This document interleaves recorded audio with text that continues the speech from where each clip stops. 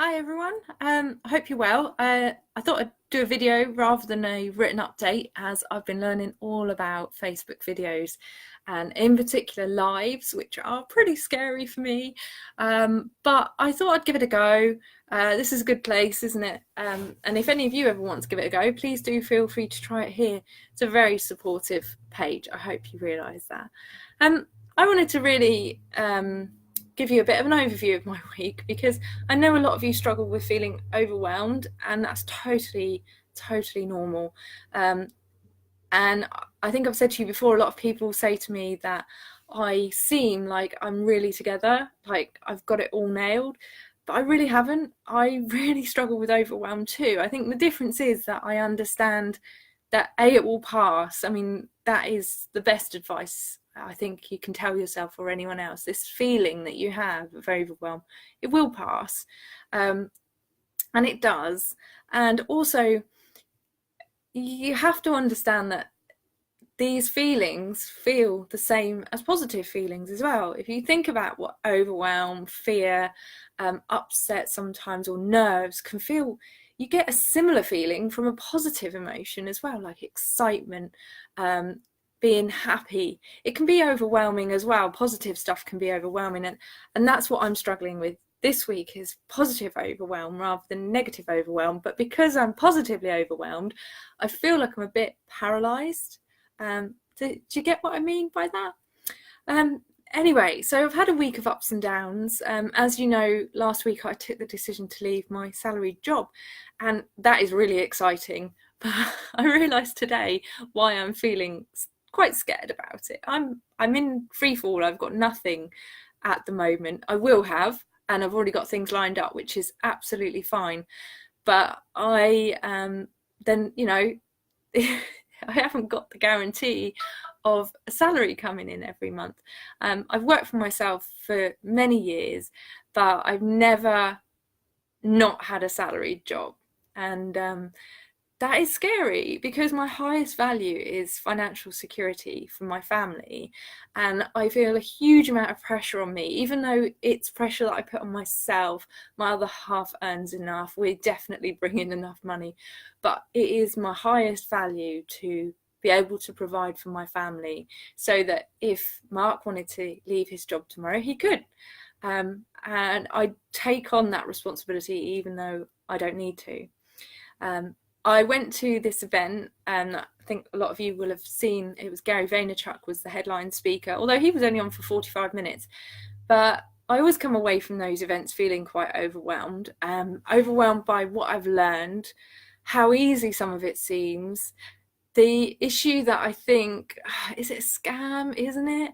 And you know what? I know it's not a scam because I have been there, paid my money to something that I doubted, and it absolutely smashed it out of the park. What I did worked, and that was my selling on Amazon, and it's still working now, even though Amazon are making it a little bit challenging by drip feeding my stock as they move it around the States. It's smashing it, and I now I know how to do it. I'm just going to repeat it and repeat it and repeat it, and that's going to work. It already is. So I know these things aren't a scam, but there's still that little niggling doubt, isn't there? There's so much that I learned about trading, wealth coaching, um, branding, funnel building, Facebook ads, all this stuff that I already have quite a good level of knowledge on anyway, but it was really interesting. It kind of fired me up to think about, right, I need to create more funnels. I need to do better Facebook ads. I need to get in it more whilst it's still excellent for money, because it will go up. Facebook ads will go up. It will be like the Google ads platform. The price will go up and up and up the more and more people use it. So that was emotional as well. And today I said goodbye to my boss, who has been an excellent boss, a really inspiring man, and that was hard. On top of that, I'm saying goodbye to my team tomorrow, and I sent them all an email. It's the first time I've actually felt able to express to them how I felt and why I left. So that's going to be tough as well. And yesterday my son handed in his notice at work, which is amazing because he's got another job and I'm very proud of him. But the guys that he currently works with, they were a bit mean to him, and I felt overwhelmed by that. Again, this is a key word this week. I wanted to take all of his pain away, and I wanted to throttle them for being so mean to him. Now he's a 6'4", 18-year-old young man, and he's going to be fine. But something that I learned on the 2-day training that I was on, hello ladies by the way, is that people who are beneath you will try and pull you down. They can't pull you down if they're above you, can they? So that's what I told my son, and he seems a bit brighter about it now, which is really nice. Right now, I have to admit, I'm feeling a bit paralysed by overwhelm, both positive and negative. So here's my top tip for dealing with it when you feel like that. Don't fight it. Book yourself a pity party. I am a massive fan of pity parties. What they are, if you don't know what they are, they sound really sarcastic, and they are a bit really, but it's really important to feel how you feel. Being positive is not about swallowing negativity. It is about feeling how you feel and dealing with it, and then putting a positive slant on it once you've dealt with it. You can't fake it. You can't fake positivity because it all leaks out of you anyway.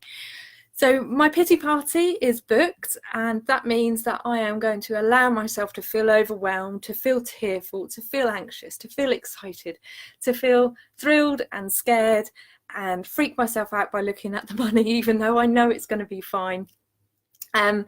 I'm going to do that until tomorrow morning, when I am going to go and surprise my friend who's having a little bit of a tough time by actually going and running a park run that I never run because it is horrendous. It's like 2 seconds downhill, really, really steep, and then hours uphill, and it does feel like hours, and it is quite similar to hours at the speed that I run.